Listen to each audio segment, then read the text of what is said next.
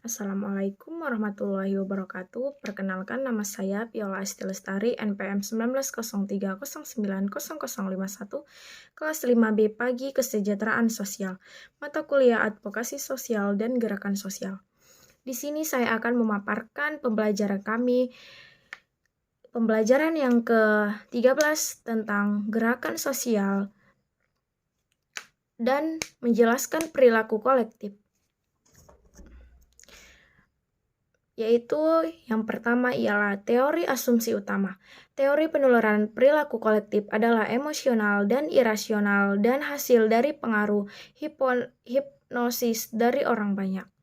Teori konvergensi. Perilaku kerumunan mencerminkan keyakinan dan niat yang telah dimiliki individu mereka sebelum mereka bergabung dengan kerumunan.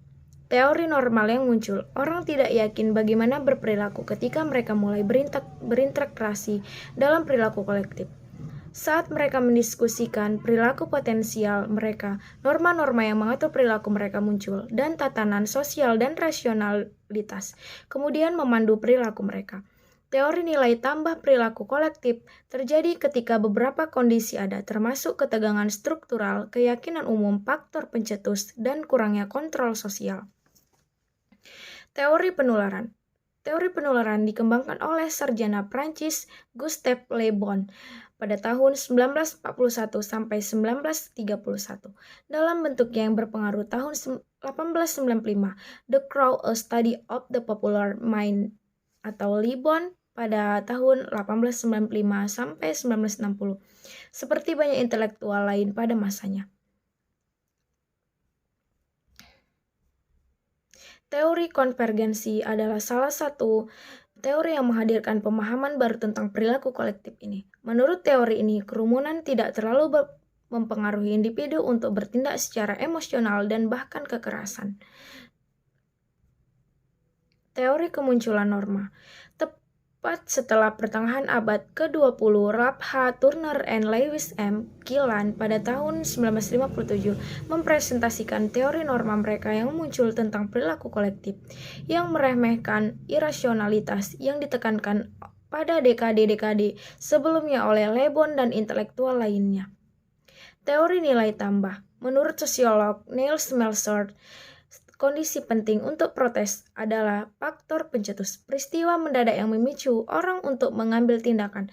Selama tahun 1960-an, beberapa kerusuhan perkotaan dimulai ketika polisi dikabarkan telah menangkap atau memukuli seseorang secara tidak adil.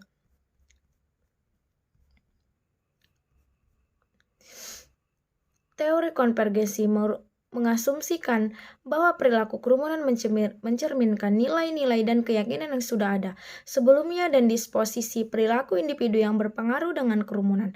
Teori norma yang muncul mengasumsikan bahwa norma muncul setelah orang berkumpul untuk perilaku kolektif dan bahwa perilaku mereka sesudahnya sebagai besar rasional. Teori nilai tambah berpendapat bahwa hasil perilaku kolektif ketika beberapa kondisi ada, termasuk ketegangan struktural, keyakinan umum, faktor pencetus, dan kurangnya kontrol sosial. Semua kondisi ini harus ada agar perilaku kolektif terjadi. Cukup sekian pemaparan dari pembelajaran ke-13 oleh saya. Cukup sekian dan terima kasih. Apabila ada kekurangan kata atau salah ucapan, saya minta maaf. Terima kasih. Assalamualaikum warahmatullahi wabarakatuh.